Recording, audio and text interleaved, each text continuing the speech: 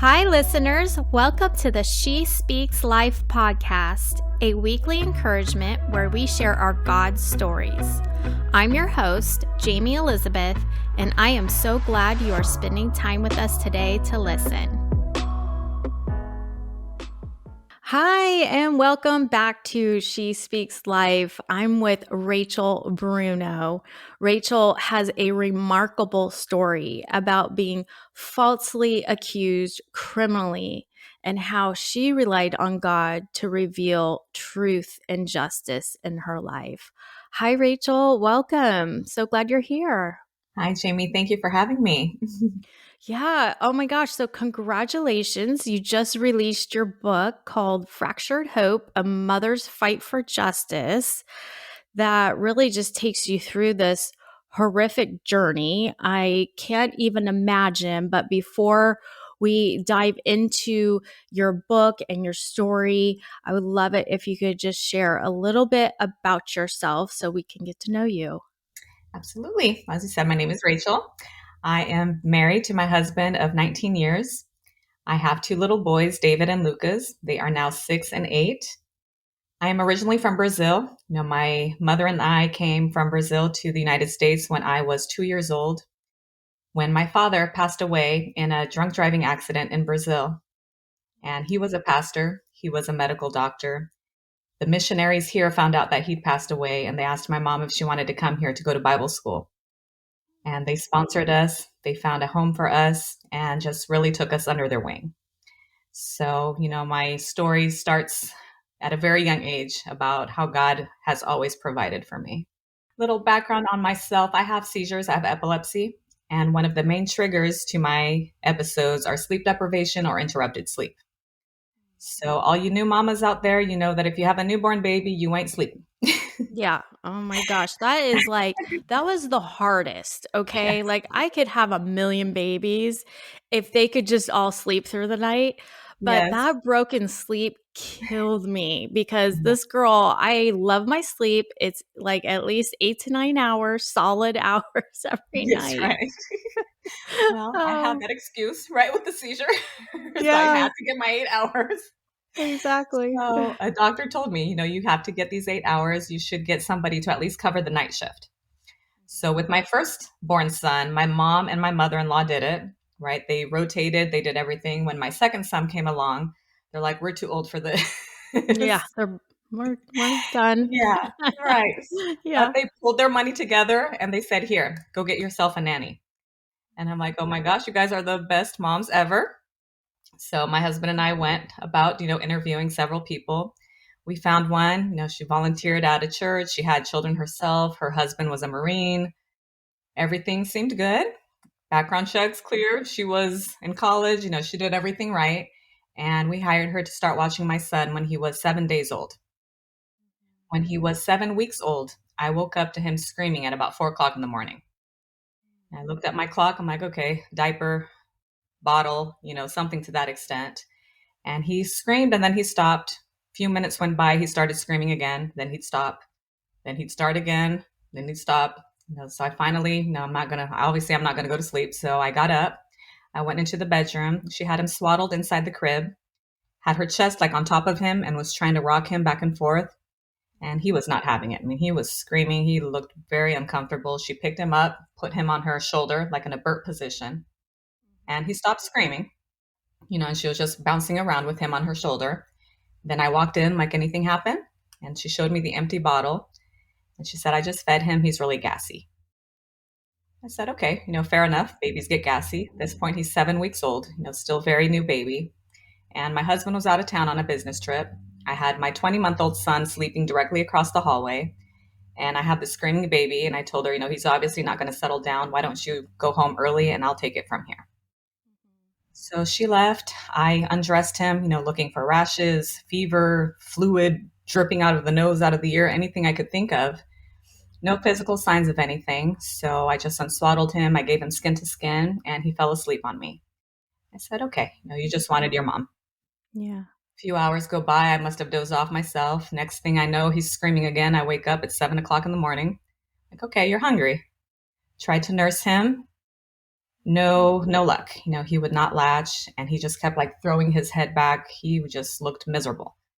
And I was just jaded, nursing strike, colic, gas. Maybe he doesn't want the milk because it gave him gas. So I'm just here scrambling with the baby by myself. My 20-month-old wakes up. I go get him out of bed.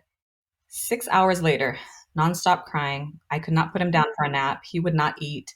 I'm like, what is wrong with this kid? Dr. Google. I'm like, all of the Yeah. above, basically, right? It could be Right. anything. Right. So I call my mom. I'm like, Mom, please come over here so I can take this one to the pediatrician. She comes over. I hand him to her. I go call the pediatrician, and the receptionist said he wouldn't have any availability until 3 o'clock that afternoon. And I said, no, he's been screaming since 4 o'clock in the morning. I need to see somebody. So she said, okay, then take him to the emergency room. So off we go. All four of us hop in the car, driving to the emergency room. And babies love to sleep in the car. And that's what he did the whole way. No more crying, no more screaming, no more nothing. And I'm like, great, overreactive mom going to the emergency room. But I get there, tell them the symptoms, measured all his vital signs. Everything seemed okay. He was asleep by now. I thought, okay, he's asleep. Doctor asked me what happened, tells me to lay him down on the bed, lay him down, and he walks away. And I'm like, great, they're going to tell me to give him Benadryl and go home. But he stops right at the doorway, about 10 feet away, and he just stands there, like his arms crossed, and he is just like laser focused on my son, staring at that bed. There's about 5 other people, and they're all just quiet. I'm like, this is weird. What's going on? And then he starts walking towards the bed, and he goes straight to my son's head right behind his left ear. And he asked me, did you feel this? I said, no. He grabs my fingers. He puts my finger there. Like, do you feel that? I'm like, yeah. Feel the bulge? I'm like, yeah. Like, that's fluid that's leaking from his head. I'm like, okay, what does that mean? Like, it could be spinal cerebral fluid or it can be blood. We need to go do a CT scan right now, see what's going on. And when he says that, about 10 people rush into that room, start putting probes on him, raise up the rails and start running down the hallway to the CT room. And as we're going, his right arm starts twitching. And when his right arm starts twitching, those nurses bolt. They start running, and I look up at the nurse. I'm like, is this normal? She says, no. And me having seizures, like, oh my gosh, left side of the brain, right arm twitching. He's having a seizure. First thing that comes to my mind is I gave it to him. It's hereditary. And I say a little prayer right there. I'm like, Lord, please spare my son from having to live with this like I did. Just in time to get there, go to the waiting room. My mom is in shock. Everybody, I'm like, what the heck happened? I went from gassy baby to now my son is having some life-threatening, something going on in his head. Texting my husband, who was out of town on a business trip. No idea what's going on. Doctors come back. Miss Bruno, take me to the back room where they have all the monitors set up. He said, it's very serious. Okay, your son has a cranial fracture and an intracerebral blood hemorrhage. So the fluid that's leaking is blood. The brain hates blood. We need to go do surgery right now. And I'm like, okay. And giving me all the liabilities. Are you against blood transfusions? Are you against this? I'm like, I don't care what you have to do to save my son. Save my son. So off they go, wheeling off my 7-week-old baby into the operating room. And my mom is in the waiting room with my 20-month-old son, David, bouncing off of the walls. And we just start texting our families in Brazil, here in the States, my husband out of town. And we're just like, everybody just pray. Like, I don't know what's going on, but Lucas is now in brain surgery. Wow. So 4 hours go by. The doctor comes back and, paperwork in hand. He says everything went well clinically. As far as we're concerned, we were able to drain the blood. We were able to fix the fracture. Like, okay, is he going to be brain damaged? Is he going to be okay? And the doctor says, we really don't know. Right? Due to his young age, we don't even know whether he's going to survive the next 48 hours. He's in a medically induced coma right now because he was having about 15 seizures a minute after the surgery, probably due to the irritation of the blood coming into contact with his brain. So, but he's stable. We will be closely monitoring him for the next 48 hours. I could take you upstairs to the PICU. So I go upstairs and I just see, seemingly lifeless baby laying there, his head wrapped in gauze, got tubes coming out of every orifice you can imagine. The beeping of the machines, if you've ever been in a hospital room, you know that sound. Yeah. It's cold, right? Everything is glass. And I just touch my baby and I say, God, I don't care if I have to dedicate the rest of my life to taking care of my son, I will. Just don't take him away from me. And at that point, Holy Spirit came to me and said, He's mine. I gave him to you. Nobody's going to take him away from you. I took a breath. I said, You're right, God. He is yours. And he's in your hands. There's no better place for him to be than in your hands. And I had to surrender my son's life at that moment. But once I did, the peace that surpasses all understanding filled my heart, calmed my soul, hugged my mom. We cried, we prayed, and then logistics mode, right? I'm obviously not going to leave the hospital. My husband is out of state. I need to find some place for my other son to be with, call my friend, take my mom home, take my son home. And once all that was taken care of, I hear a knock on the door, and it's a man in a uniform and a lady with a clipboard. They slide the door open. Miss Bruno, can we speak to you? I said, sure. Like, what happened to your son was worse than getting struck in the head by a bullet. Like, okay, we want to help you. Will you help us figure out how this happened to your son? I'm thinking, of course. Yes, come in, sit down, tell them the whole saga from 4 o'clock in the morning, all the information I have about the nanny, which is what I figured they were going to go interview next, right? After they talked to me. The social worker asked me if I had any other children. I said I did. He was with my mom. Like, can we go see him? And again, at this point, I'm cooperating. I have nothing to hide. I said, sure. I mean, he's probably asleep by now. And she said, we're not going to wake him. We're just going to make sure he's okay. So call my mom. Social worker leaves at that point. Officer asked me if I will wait for the detectives. And it's close to 10 p.m. right now, right? I was awake at 4. It's now 10 o'clock at night. My husband comes straight from the airport to the hospital. And as soon as he gets there, the police officer takes him to another room, tells me to wait in the other room for the detectives. The detectives show up at midnight, and they interview me until about 2 a.m., which I then tell them, I really need to go to sleep. I've been up for basically 24 hours. I will gladly continue this later, but I really need to sleep right now. So they gave me their business cards. They let me go to sleep. At this point, something had already happened, but my husband protected me, knowing the stress that I had been under all day. He told me to go to sleep. I wake up at about 10 o'clock, and my husband is just staring at me, this blank stare on his face. And I look at the baby. That's my first instinct, is to look at the baby. He's there. He's alive. What happened? Said they took David. David is my 20-month-old son who was at my mom's house. Like, what do you mean they took David? Who? Where? How? Right. Social services showed up at your mom's house at 2 o'clock in the morning with 3 police officers, 3 police cars, and they took David. I'm like, they lied to me. They told me they were going to see if he was okay. They weren't even going to wake him up. Well, that's not what happened. Before we proceed, did you have the thought of how did the cranial get fractured? How did the skull get fractured? Did those thoughts come like, well, how did that happen? It really didn't. Like, when the ER doctor told me it was a cranial fracture, I didn't put the dots together that a fracture is like the bone was actually broken. Oh, okay. Right? Yeah. I thought it Right. was, he's a 7-week-old baby. I know the cranium isn't completely formed yet. Okay. You have those flaps, like those 4 different flaps that Right. eventually come together. Right. So I figured one of those flaps pop open. Was the blood caused by an aneurysm? Something Gotcha. like that was what I was imagining. I never really connected the Yeah. dots, right? Yeah. Until, Yeah. and then when he said a bullet to the head, I'm like, okay, are you accusing this woman of having tried to kill my son? Yeah. Yeah. That's what I was thinking, Right. right? And I could not, in good faith or consciousness, accuse somebody of doing something like that when I didn't know. I wasn't there. I don't know what happened. Right. Right. So next thing I know, I call my mom. They showed up at 2 o'clock in the morning. They walked through the house, see if there was food, told my mom to turn on the light, woke up my son, and told her we're taking him. And my mom's like, no, you're not. Like, if you don't give him to us, we're going to arrest you.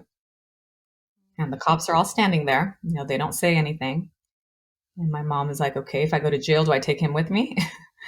And she says, no, he's going to go to foster care and you're not going to be able to care for him because you're going to have a criminal record.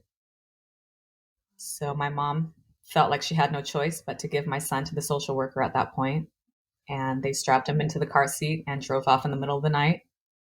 It's now, the next morning and we still don't know where he was. Social services wasn't answering their phone. Wow. I start calling Scary. lawyers Mm-hmm. and I had to call about 10 different lawyers before I found one that would speak with me. I go to his office. I'm like, okay, where's my son and where do I go get him? He tells me, sit down. Like, you have no idea what you're in for. I'm like, what are you talking about? They can't just come in and take my kid. And he said, yeah, they can. I'm like, what happened to our Constitution? What happened to innocent until proven guilty? What about the nanny? He said, this is family court. They don't follow constitutional law. Wow. Or you think they would leave your baby with your mom, Exactly. like if it's you being accused, right? Right. Unbelievable. And he said, they don't follow constitutional law. And I'm like, what other Mm, law is there? right. And he says, they can do whatever they deem is in the best interest of the child. He said, Mm, what happened to your infant son is criminal. You are facing 15 years in jail and a $100,000 bail if they decide to charge you. They're not going to give your kids back to you. I'm mm, like, I didn't do this. He's like, I believe you. Doesn't matter.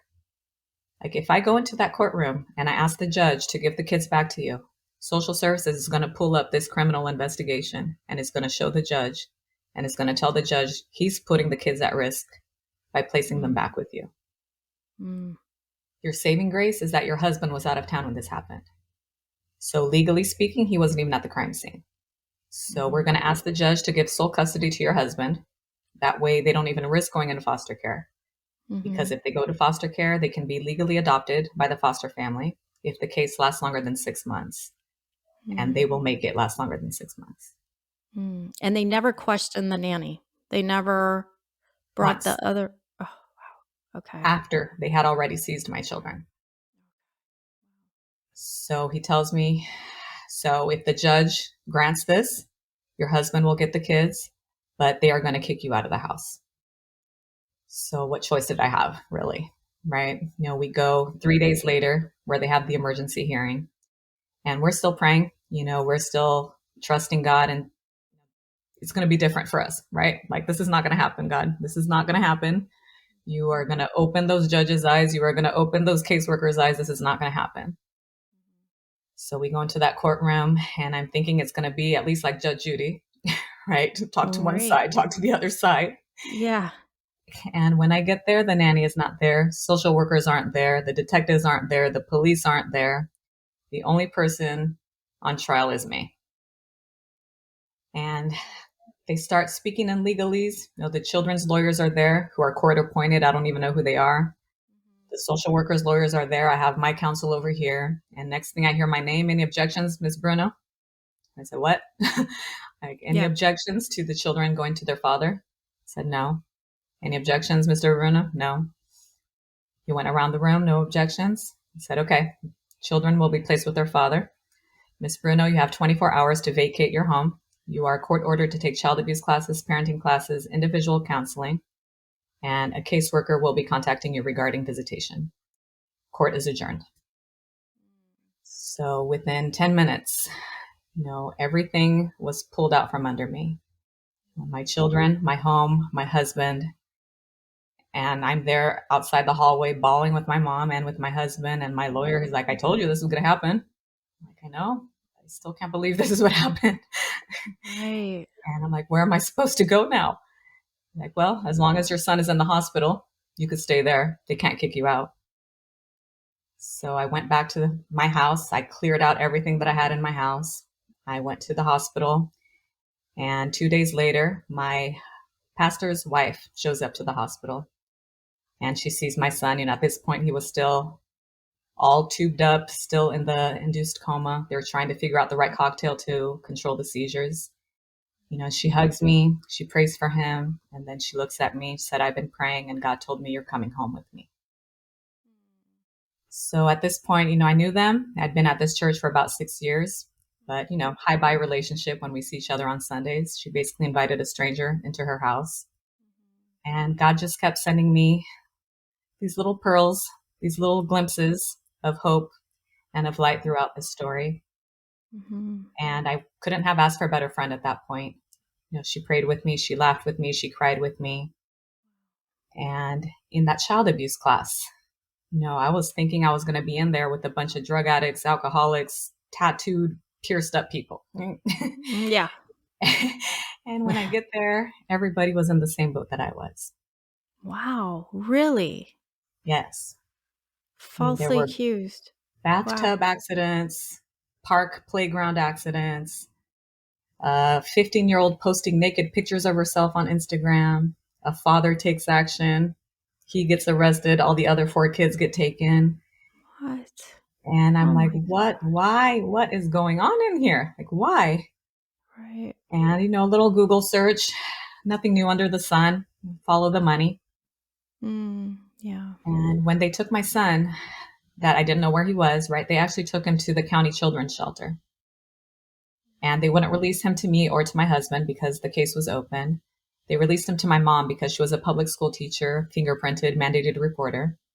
Mm-hmm. And before I even had a hearing, they asked my mom if she would adopt my kids. And my Oh mom my was like, gosh. no, Yeah. give them back to her mom, who they belong. And the social worker, well, we don't know what the judge is going to order. If he orders the removal of the children, will you adopt them? And mom, what happens if I don't? Like, they'll go to foster care. And I was like, okay. So she signs the paperwork and she offers my mom 2 checks. Like, you'll get $680 a month per child. They will qualify for Medicaid. They will get food stamps. They will get all the social welfare stuff that we have. My mom's like, I don't want your money. And the social worker says, well, this is how we help the families. And my mom's like, okay, can I save it for the lawyers? Yeah. But, that's what I found case after case after case. These children were getting adopted, parental rights were getting terminated. They would be moved around from home to home until they found a foster family that would adopt the children. Mm-hmm. My mom was offered $680 a month. The state is getting anywhere from $2,000 to $8,000 a month for every child that's placed in foster care. They get more money for foster care for adoptions than they do for reunification. So it's a very twisted system. Right. And in one of my prayers, one night somebody called me and said, Rachel, I've been praying and one word keeps coming to my mind, and it's repent. I'm like, okay, feeling a little bit like Job at that moment. Yeah. And I'm like, okay. But I took it to God in those midnight hours when I was alone. I say, okay, God, who sinned? Was it me? Was it my husband? And the Spirit again spoke to me, said, nobody, my daughter, nobody sinned. This is just the broken world we live in. Yeah. And what you're witnessing right now is about the destruction of the family, which is what the devil has been trying to do since the moment I created it. Yeah, that's right. But your story will not be in vain. I will Right. use you to help other families. Fear not, I have them in my hands. This will go by quickly, but trust me. And from that point on, my perspective completely shifted from, why me to why not me? And look at all these families who are in here with me, who don't know Jesus, who don't have the hope I do, who don't have the financial resources I do, who don't have the family I do, who doesn't have the church support I do. Right. And I shifted from me to praying for all these families, right? To praying for these children and just begging, interceding on their behalf. God have mercy on these families. Right. And another thing that always played on my way to the hospital when I was going to see my son Lucas, a song was always playing in the car. And I'm like, is this thing broken, right? On repeat. And it wasn't. I'm like, okay, I'll just listen. And it's Yeah. called All I Once Held Dear, sung by Joseph Garlington. And the words are, all I once held dear, built my life upon, all this world reveres and wars to own. All I once thought gain, I now count as loss. Compared to this, knowing you, Jesus, knowing you, there is no greater thing. You're my all, you're the best, you're my joy, my righteousness, and I love you, Lord. And I just started bawling in the car. I'm like, oh my God, this is it. This is why. It's to know Jesus, The Yeah. purpose, not only in the story, in our trials and our tribulations, but just life in Mhm. general, everything here will come to pass. Mhm. But knowing Jesus is the only thing that keeps us going, that keeps us alive, that gives us hope. My eternal hope is in Jesus. Yeah. So, it was an epiphany moment for me right there. Mhm. And growing up in the church, having my father be a pastor, my grandpa's a pastor, you always hear things, God's grace is enough. He won't give you more than you can handle, more than you're tempted. And you hear all these stories your whole life. But like, is it really? And here I was. They had taken everything away from me. Like all I Mhm. had was Jesus. Right. And I'm like, Lord, I don't know why.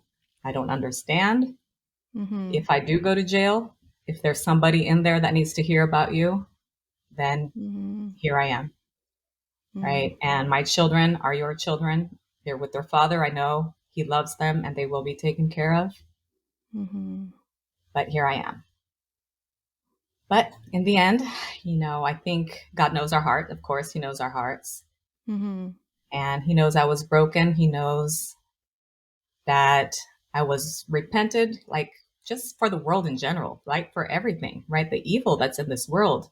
Right. And for me, at a certain point, resenting motherhood, because we're told by society, career, career, career, you don't need a man, go get a job, go become some big time, independent, strong, powerful woman, Right. right? And if somehow you fail, you don't meet those standards, you have failed at being a woman.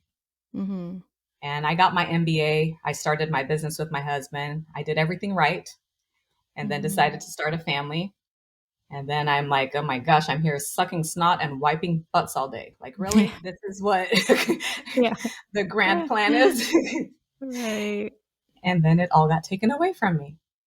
And Right. at that moment, I could care less about my career. I could care less about my titles. I could care less about executive offices.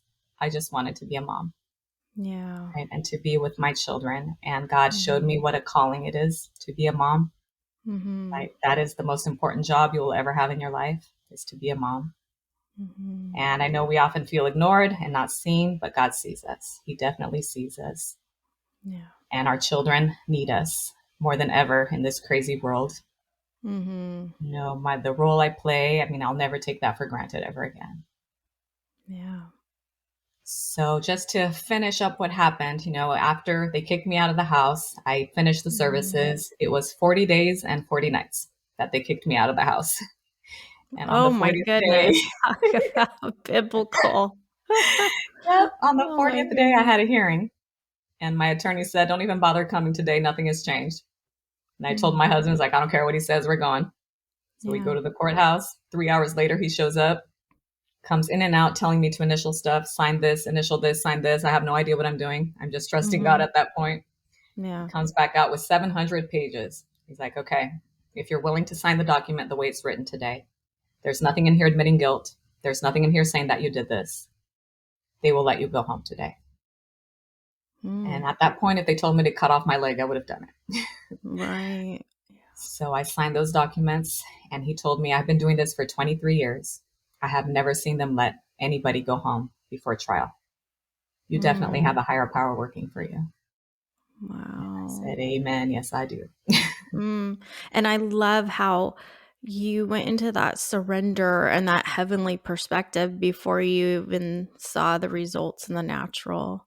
And I know God just delights and blesses that, right? And is Right. just like, oh, my daughter trusts me and I will show up for her with the outcome that she wants and desires. And this will be all over with. Wow.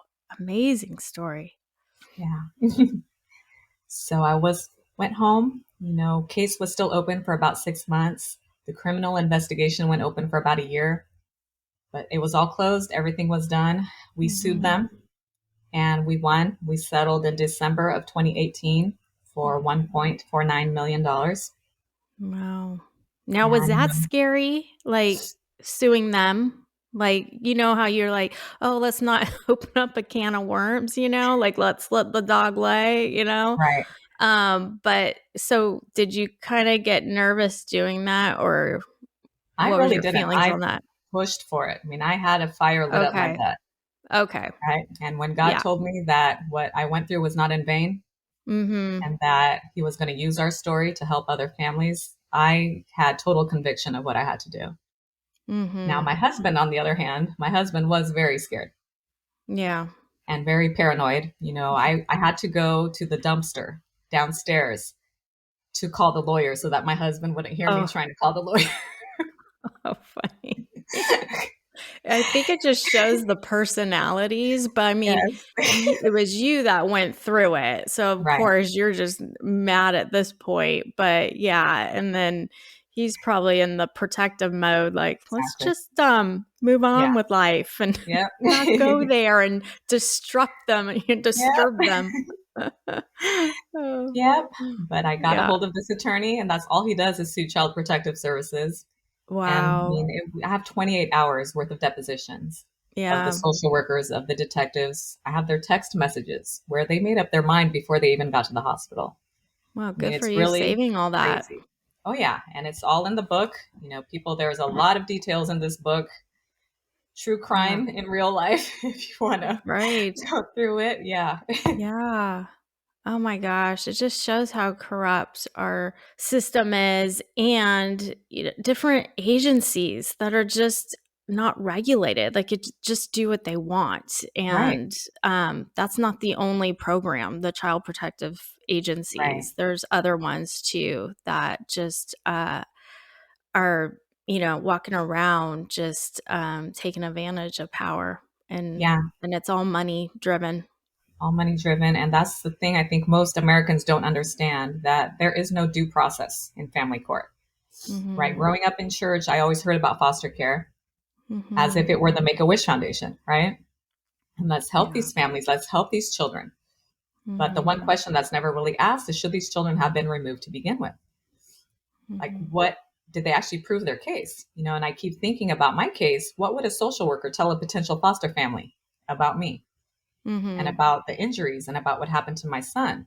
Mhm. They would say, would you please help this baby and his little brother who suffered a cranial fracture in the care of his mother, Mhm. right? The foster family has no way of vetting that, Right. Yeah. right? And social services can write whatever the heck they want. There's no oversight, Mhm. there's nothing over them. Mhm. And Mm. you go to the courtroom, there is no trial, there is no due process, there is no questioning, there's nothing. I mean, you're just there. Like I said, I was the only person there. Right, right. And Yeah. the judge never even asked me what happened. I never got to defend myself. Mhm.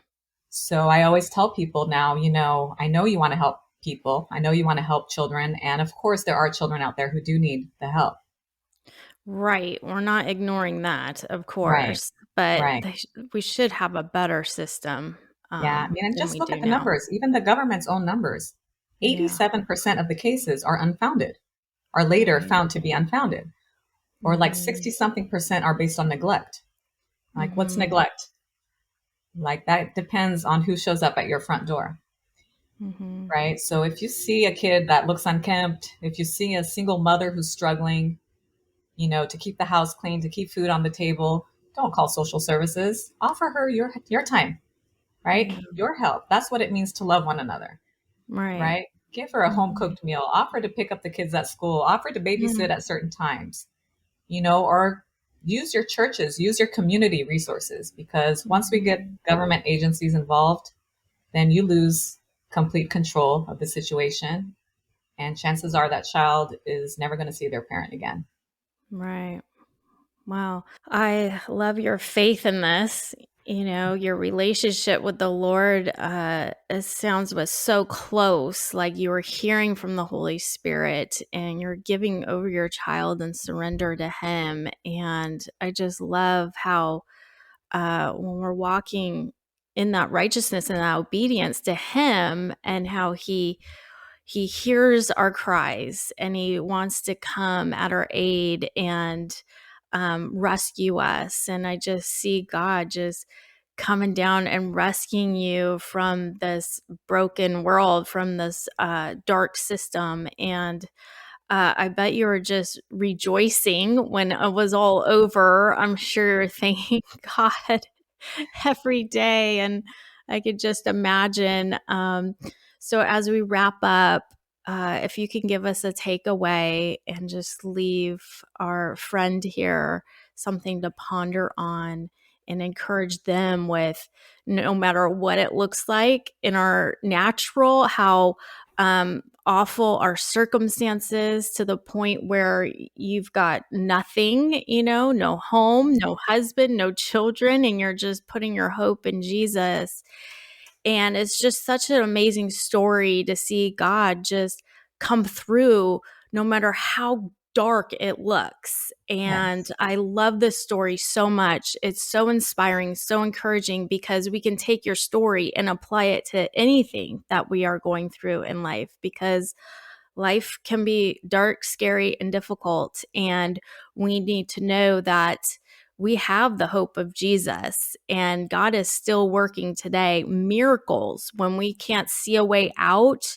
I mean, he makes a way out. It's like the highway through the Red Sea, with Yeah. Moses. And so I love your story, and I know you probably have some wisdom here to shed light on. So we'd love to hear it. Yeah. I mean, everything about my faith, I think the foundation kind of a pull to your book where it says God's ID, my ID. Yeah. I Yeah. was in one of those therapy sessions, the court ordered therapy sessions. And the psychiatrist asked me, how are you dealing with this? How is this affecting your identity? You're a mother, you're a wife, and now they are calling you a criminal. How are you dealing with that? And I thought about it for a minute. I'm like, it really isn't affecting my identity. Mm-hmm. Like, yes, I am a mother. Yes, I am a wife. But first and foremost, I am the daughter of the king. Yeah. And nobody can take that away from me. Mm-hmm. He knows my heart. He knows my character. And I know he's with me. Mm-hmm. So, yeah, they can try to pull whatever they want, but they're not going to take that away from me. Yeah. And she just nodded, taking notes on her clipboard. She's like, okay, that's an interesting perspective. Yeah. And then moved on. So, if you have your foundation in Christ, Mm-hmm. if you know that you are a child of God, he knows your heart. He knows you better than you know yourself, Mm-hmm. right? And the Bible tells us, I remember reading James, draw near to me, I'll draw near to you. Mm-hmm. And just ask him. Just ask him. Come, like I need you. And it's okay if all you do is cry. Even that the Bible says the Holy Spirit intercedes on our behalf through our groans. I mean, believe me, there were nights that all I could do was groan. Right. I can But you imagine. feel it. You feel the comfort. You feel that hug, that spiritual hug that he is with you. Mm-hmm. And keep that eternal hope, right? The big picture that our eternal hope is in Jesus. It's in heaven. It's in eternity. Things of this world will pass away, but God's words and his promises remain forever. Mm. Beautiful. Thank you so much, Rachel, for sharing your story. And I love that it's happily ever after at the end there. Yes. Yeah. So those of you can see this on video on if you're on Spotify or YouTube. So she's showing her book, Fractured Hope. What a beautiful cover. And it was just released, right? And get on Amazon. You can get it on Amazon.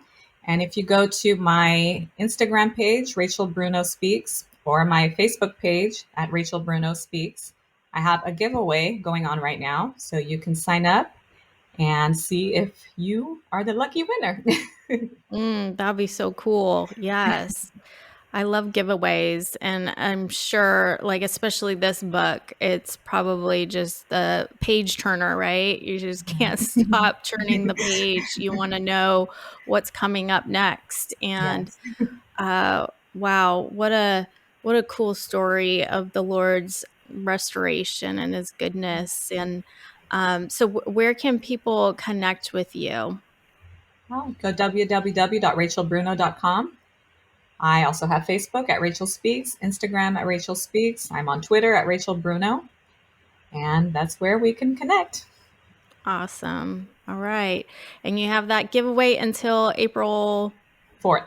4th. Okay, so we've got that. We'll have that in the show notes, and we'll also have it over the social media posts. So, all right. Thanks, Rachel. Well, thank you. Thank you so much for listening today. I trust that God has encouraged you through this message. For more information on this ministry and to access free downloads, please visit my website at jaymeelizabeth.com and sign up. You can also find me on Instagram and Facebook at Jayme Elizabeth She Speaks Life. That's JAYME Elizabeth She Speaks Life. Until next time, my friends, I pray God reveals himself through your own life story.